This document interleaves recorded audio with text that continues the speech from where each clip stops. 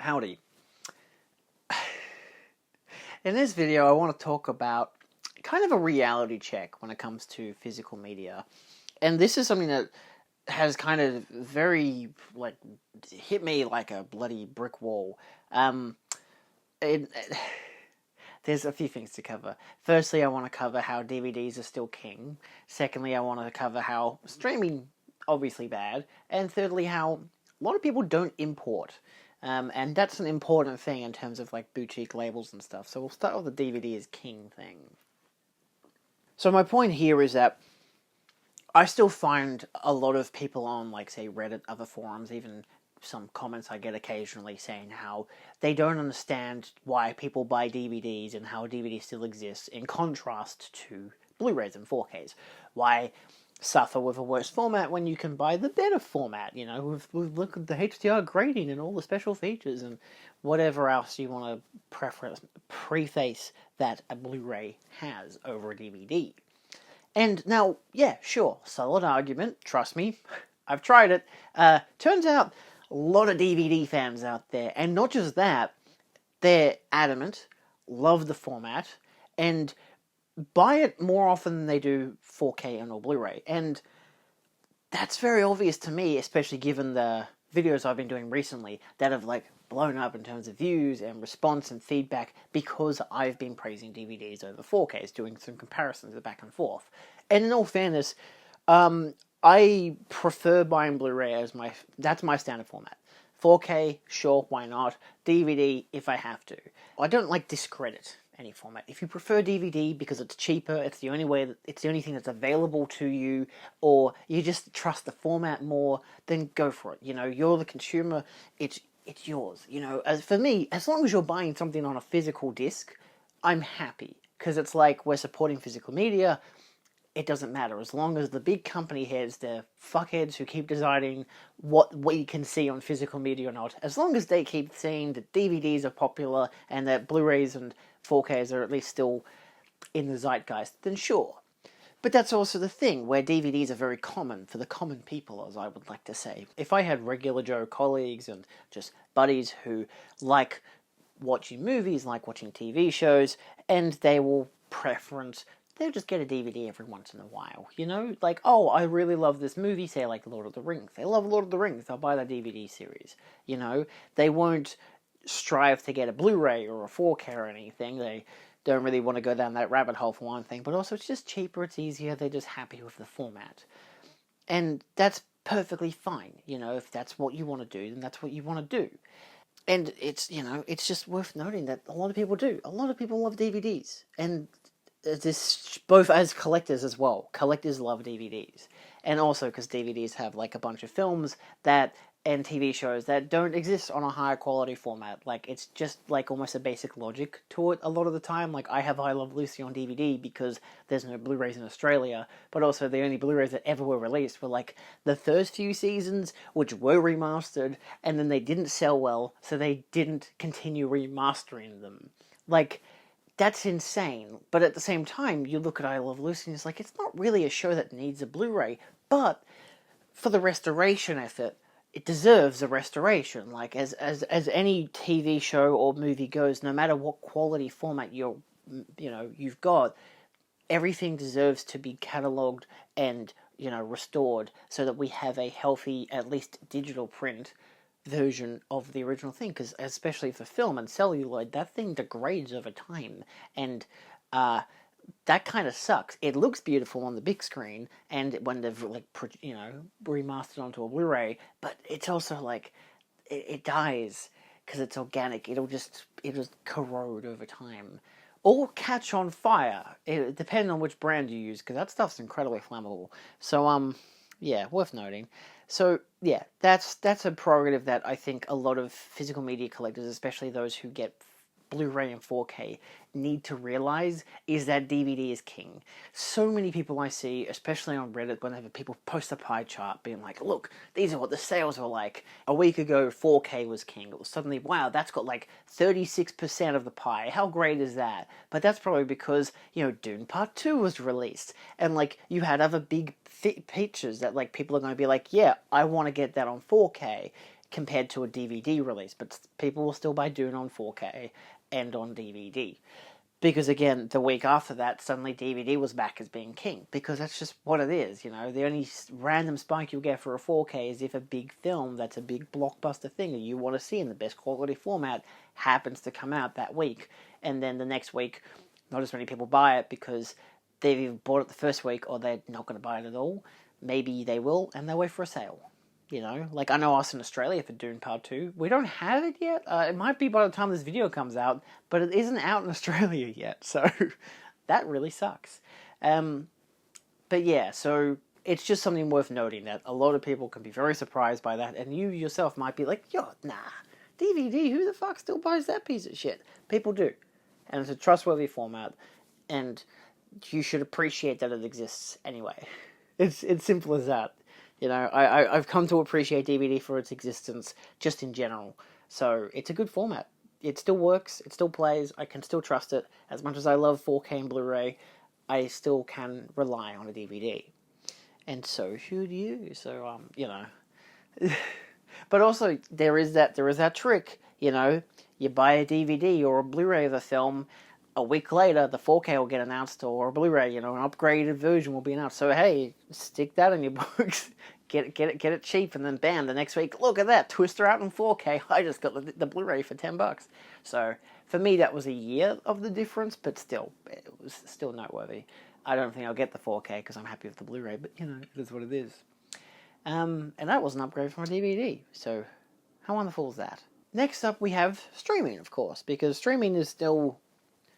Well, it exists, obviously, sure. Not as many people are buying streaming as they used to. There's too many streaming services, this and that, whatever. But sometimes a very obvious thing is that people will stream more than they will buy, you know, DVDs or Blu-rays or even go to the cinema.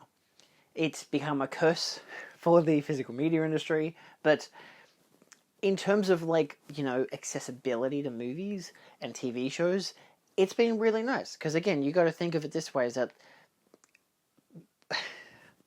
you know, it's hard to try to justify the benefits of streaming, but there are some benefits. As much as I prefer physical media, clearly, you know, I still subscribe to the Criterion channel. I really like the Criterion channel. It's one of the only streaming services I actually approve of as an extension to Criterion as a format, but also because Criterion's notoriously expensive. So, like, at least with the Criterion channel, most of the special features will be on the channel as well. So, you know, it's the perfect thing. My only criticism for it is that in Australia there's no app or anything, so I can't watch it on my TV. I have to, like, plug in to my laptop, which is annoying. So, most of the time I'll just sit in my room and watch on my laptop, which I'm perfectly fine with, say if someone else wants to use the theatre room for whatever nefarious purposes they may have. So, yeah, like, the rest of it, though, you know, you got your Netflix, you got your Apple, Paramount, all this kind of stuff. My only pros for those would be stuff that's exclusive to them. You know, like, I like Apple TV with its, the fact that it actually has, like, automatically 4K and Dolby Vision, everything. Wonderful. I love For All Mankind, which is on it. There's a lot of good shows on that streaming service. There's some good movies, not a lot, but some, you know. It's, for original TV shows, you know, there was like Severin, there was the Silo, there's a lot of good shows on that, like, quality stuff. I mean, Killers of the Flower Moon, that's on there, like, it's perfect. So, it's, again, the problem with that and much other, you know, streaming platforms, say, like, Paramount with Evil, like, there's a lot of TV shows I like. Scavenger's Reign as well, which was on, I think it was a HBO thing. We got it on Binge in Australia. Apparently it's been cancelled, but it's getting to go onto Netflix, so it might get revitalized from Netflix, which would be wonderful. I mean, that means I wouldn't have to pay for Binge. That'd be nice. And I only pay subscription stuff per the show coming out. I don't endlessly pay because I don't want to do that to myself. And I like the Criterion channel. You can pause for like 3 months at a time. It's wonderful. The only problem is, again, for Australia, exchange rates, and you need to get like a VPN to make an account, and then you don't need a VPN anymore. So there's so many fucking loopholes, at least in Australia. Yeah, and the amount of stuff that they have on it is usually amazing quality. But again, in contrast to stuff like Apple and Netflix and Stan and Paramount Plus and whatever other hundreds of millions of streaming services, there's a lot of exclusive content that will never get a physical media release, usually at all. There are so many films and shows that I love that are only on streaming services that you have to stay subscribed to watch them, which of course reins in the next point of like, maybe bootlegs are a good option for a lot of TV shows. Like, I would love Scavenger's Reign on Blu-ray. I would love to watch that show again. And I can if I resubscribe to Binge. Or I guess it's coming to Netflix, so that'll be good. You know, I know that Paramount Plus have been so desperate that they're putting their shows on Netflix as well, like Yellow Jackets. So I know that people were desperate for Godzilla Minus One to come out on physical media outside of Japan, so they can actually have an English, subtitle track. But then Netflix now has it. Hey, start of June. Lo and behold, it's everywhere. I'm pretty sure it's even on the Australian Netflix, which is wonderful. I don't know if I'll watch it on Netflix. I saw it twice in cinema and I loved it, and I will gladly wait for a physical media release. But yeah, just one of those disappointing avenues that it's like, how has it gone to streaming before it's gotten physical media release anywhere else? And I mean, that's where it comes to the last point, is exporting and importing. Import-export, my favorite terminology that doesn't make much sense. Mostly it's just consumers outside of the US who have to import. But again, US consumers also have to import as well if they want stuff from the UK or from Germany or from Australia. I'm one of the three. Can you guess which one?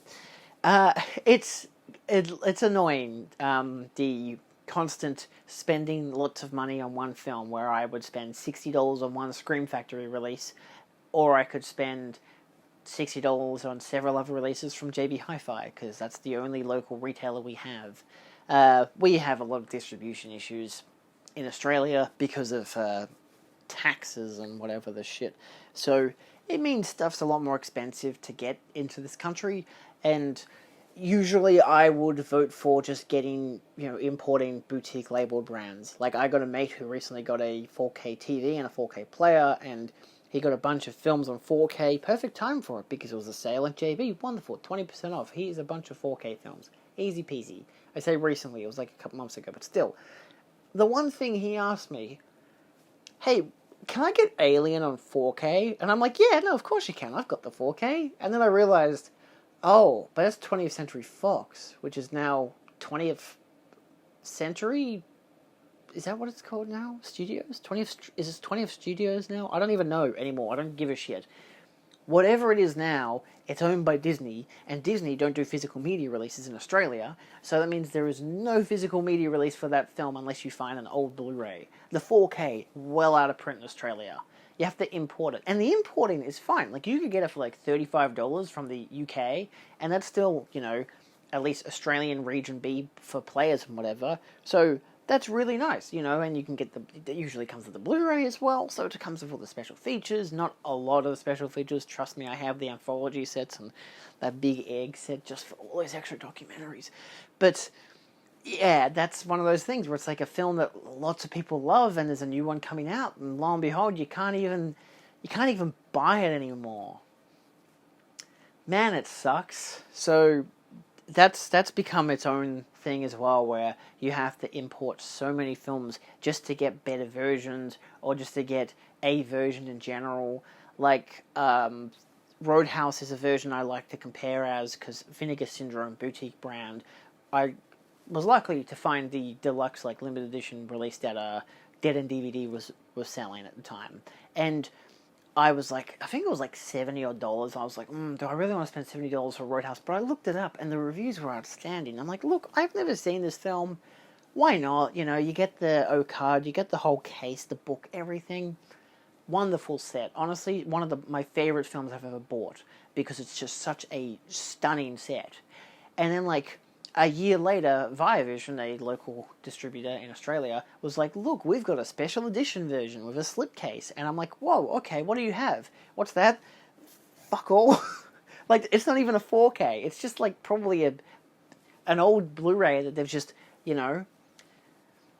jazzed up a little bit, I was concerned about the Wes Craven film collection because they Vivision had done that as well. They did a 3-pack set with like Deadly Blessings and People Under the Stairs and The Serpent and the Rainbow, and like, you know, $75, which is Australian, and I'm like, $25 a film, that's not the worst. I got it as a buy one get one free, thank God.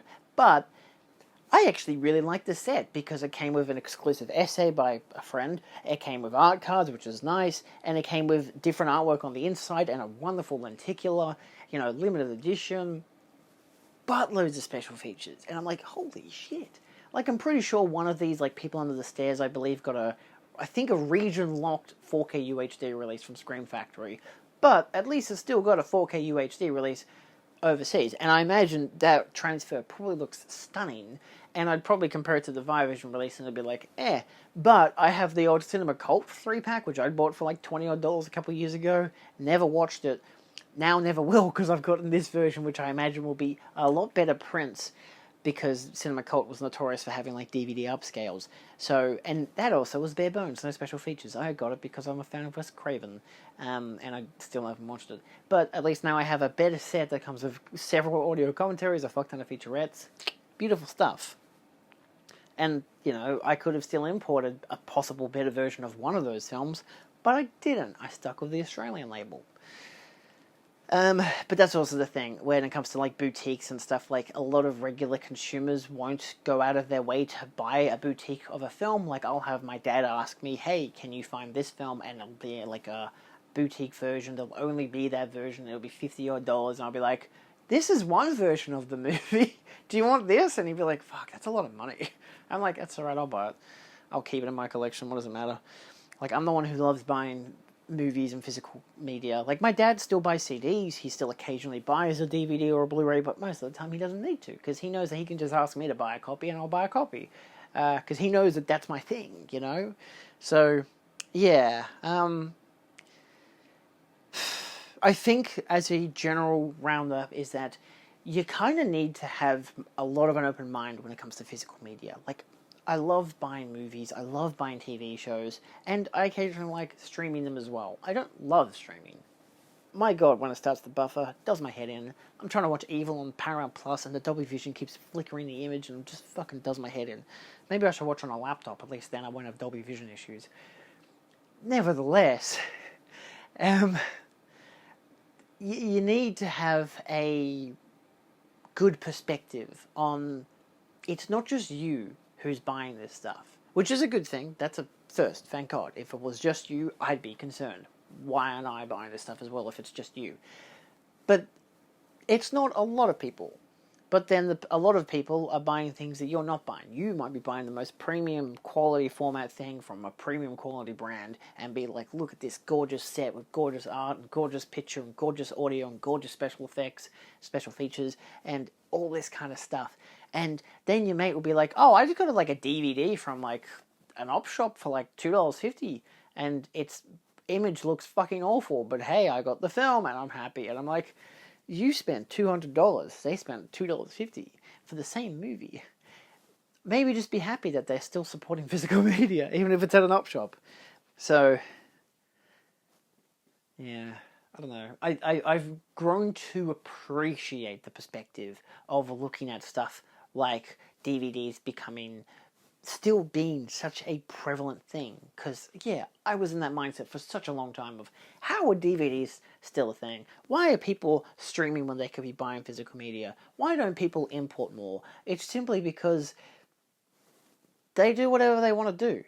A lot of people like streaming over buying physical media. I have colleagues who just don't even buy physical media anymore. A lot of people don't even know that physical media exists. They just stream. They just think, where can I stream this show? Oh look, it doesn't exist on any streaming platform in your country or in the world. I guess you'll have to buy a DVD. And they'll be like, what, DVDs don't exist? Yeah baby, they have always existed and they will continue to exist because of people like me.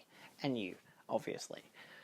Like, I'm obviously not preaching to any choir here of people saying, oh, I don't buy physical media. Obviously, you who's watching buy physical media, but you got to realize that people don't, and that's also just kind of okay, because it is what it is.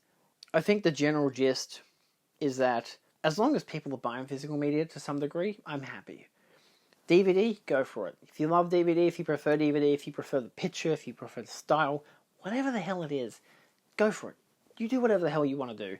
If you want to be surprised and bewildered that people still buy DVDs over such premium formats like 4K UHD, then yeah, sure, be bewildered. But at the same time, maybe just realize that people just live such vastly different lives, and there are a lot of people on this goddamn rock. And a small percentage of us like buying physical media.